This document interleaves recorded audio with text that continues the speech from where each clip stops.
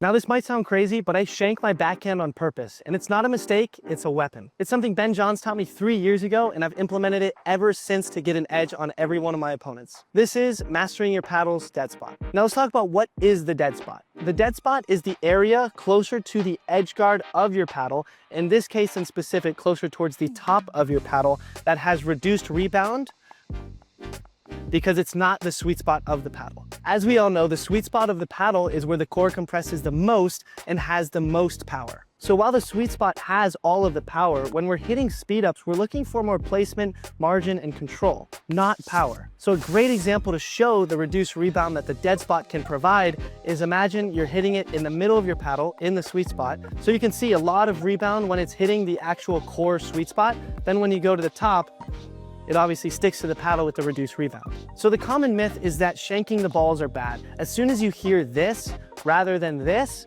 then it means that you're gonna hit a bad shot and you're making poor contact with the ball. But a hidden trick that Ben and I have been using for years now is that the dead spot allows for more spin, more dwell on the paddle, as well as more deception. Hey guys, and if you're finding this video helpful and want more one-on-one tailored instruction with me, then make sure to use the link in my description for the Monroe method. It's going to be amazing, and make sure to check it out. So now let's talk about how we can implement this with my backhand speed up. The reason that I hit it with my backhand speed up rather than my forehand speed up is I get a lot more stability because I have two hands on the paddle and more control with my motion rather than just having one hand on the paddle. My swing path can get much more chaotic and less robotic if I'm using just one hand rather than two. And so with dinks and drops, you are trying to aim for the center sweet spot, but when you get a dead dink and you're looking to speed up, that is when you want to focus on hitting the top of the paddle because that gives you more dwell and more spin. So therefore I can swing through my speed ups a lot harder and the ball still lands in.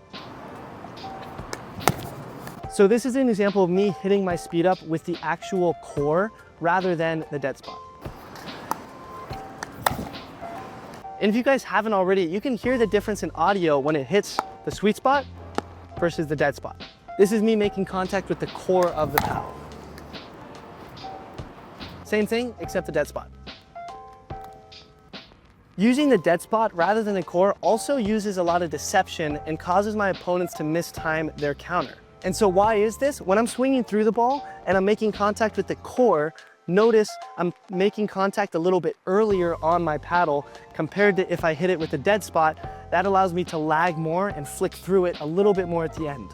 So when I make contact with the core, I have to make contact a little bit earlier in front compared to when I hit it with the dead spot, I get to lag behind a little bit more.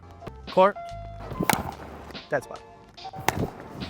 And so I apply this to my two-handed speed up off the bounce when I get a dead dink because it gives me a lot of time to time it correctly. Because the one downfall is since you have such a small available contact point compared to the sweet spot right here, you have to be very sure that you every time make contact in this ½ inch that you have up here. Because if you miss it, you can either whiff it, shank it, or it'll make contact with the sweet spot and sail long. Compared to with the sweet spot, when you make contact, even if you mishit it a little bit, it's still gonna go where you want. So overall, the dead spot gives you more grit, more dwell, and therefore more spin. It also allows you to delay and disguise, which makes your shot overall harder to read. So when given a dead dink, you have higher margin for aggressive shots. I use this all the time with my backhand speed up. If you look on the single side of things, Ben Johns, whenever he gets a weaker return, he'll actually hit his third, not with the sweet spot, but actually with his dead spot. Matt Wright will do this with his forehand speed up off the bounce. And Zane Navratil will also do this with his backhand roll dink. Now, while with Zane it's completely unintentional, these other pros know how to do it.